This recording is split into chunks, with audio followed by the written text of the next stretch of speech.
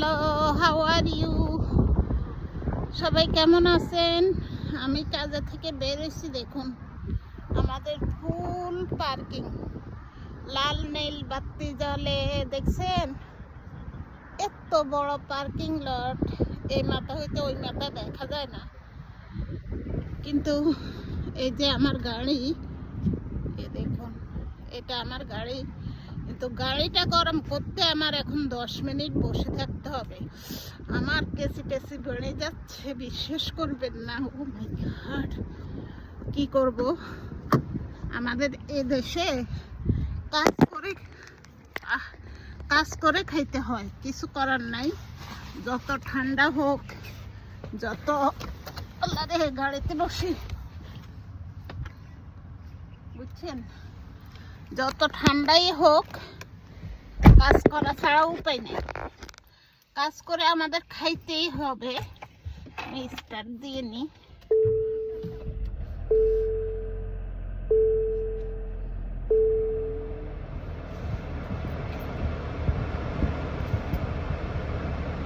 ভাবছিলাম দেশে যাই গাড়ি চালাবো, মানে টুকটাক আমরা এখানে সেখানে ঘুরবো, কিন্তু ঘুরতে পারি না, বুঝছেন? কি করব? এত বৃষ্টি ছিল আর রোড গার্ডের অবস্থা দেখে গুছিয়ে দেয় নাই যে গাড়ি চালাই। তারপরও আমাদের একটা পার্কিং আমরা ভাড়া দিয়ে রাখছি ঢাকাতে। ভাবছিলাম একটা গাড়ি কিনবো, কিন্তু ঢাকা শহরের যে অবস্থা, আমার মনে হয় না আমি গাড়ি চালাইতে পারবো। মানে এরকম আমরা রিক্সা দিয়ে কোথাও যাইলেও যাইতাম যে মনে হয় যে গায়ের উপরে উঠে দেয়, বা যদি আমরা উবার কল করেই যাইতাম, তারপরে মনে হয় যে ও মাই গড, গায়ের উপরে চলে আসছে গাড়ি। এত ভয় লাগতো, এত ভয়, এত রিস্ক নিয়ে গাড়ি চালায়। আর আমাদের এখানে, বুঝছেন, মানে একজনে অনেক রেসপেক্ট করে, বুঝছেন, সম্মান করে, যার কারণে এখানে আসলে সহজে অত হয় না, অ্যাক্সিডেন্ট হয় না। আলহামদুলিল্লাহ আছি ভালো। যতই ঠান্ডা হোক, স্বাধীনতা আছে, এখানে কাজ করতে পারি। আমাদের দেশে তো বের হইলে কানা ঘুষা কুসংস্কার বেশি।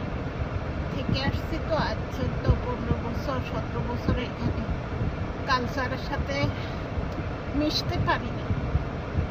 তারপরে এখানের কালচার, এখানে যে চলাফেরা খুবই ভালো লাগে, খুবই ভালো লাগে। তো এই যে গাড়ির ভিতরে অনেক ঠান্ডা। তো সবাই কেমন আছেন বলবেন, অবশ্যই জানাবেন।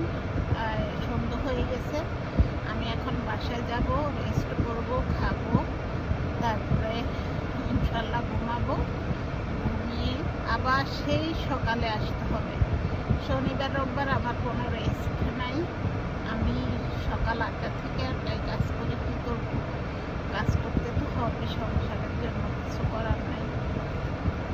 আসলে হয় কি, আমরা যারা এখানে আছি প্রবাসী, আমরা যতই ব্যস্ত থাকি, যত টাকাই কামাই, যত সুখেই থাকি, কিন্তু আমাদের মনটা আসলে পড়ে থাকে বাংলাদেশে। আমরা ছোট থেকে বড় হয়েছি বাংলাদেশের মাটি আমাদের শরীরের সাথে মিশে আছে। তো এখনো পর্যন্ত এই কালচারের সাথে মিশতে পারি নাই।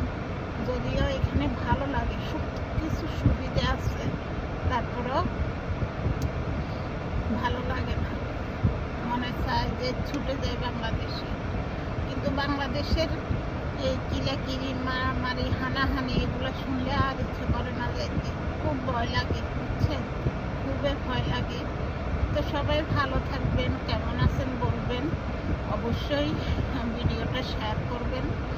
আমার কালকে স্নো দেখাবো, অবশ্যই শেয়ার করে টাইমলাইনে রাখবেন।